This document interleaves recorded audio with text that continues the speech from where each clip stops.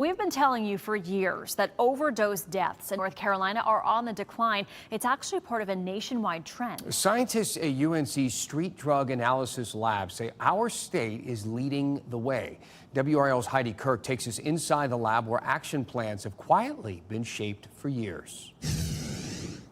There's nothing fancy about UNC's Street Drug Analysis Lab, but in this windowless room on the third floor of the Keenan Laboratories building, they are testing drug samples from across the country. Our typical day involves unboxing the samples, cataloging the information provided, prepping the samples so they can be analyzed by our instrument.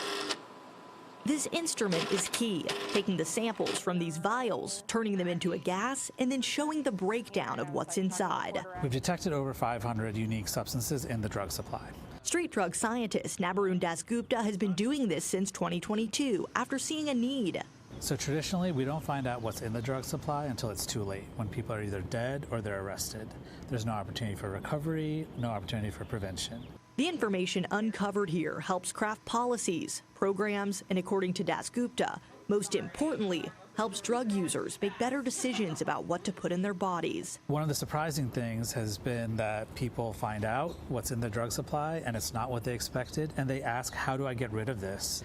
And I think that's been a kind of watershed moment in how what we're doing really changes people's behavior. Dasgupta says North Carolina's overdose rates have declined at some of the fastest in the country.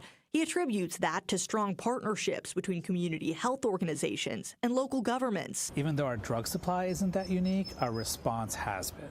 And what we have built out is an incredible network of non-judgmental frontline care that is getting people who had been using drugs and are ready to quit into care and done with that chapter of their lives. He says what's being done now is working, and it's not time to back down. This is a pivotal moment in drugs in the United States.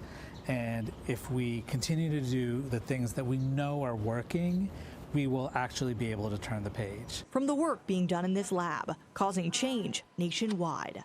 Heidi Kirk, WRAL News, Raleigh. And you can find more of Heidi's conversation with Dr. Dasgupta right now on the WRAL YouTube page.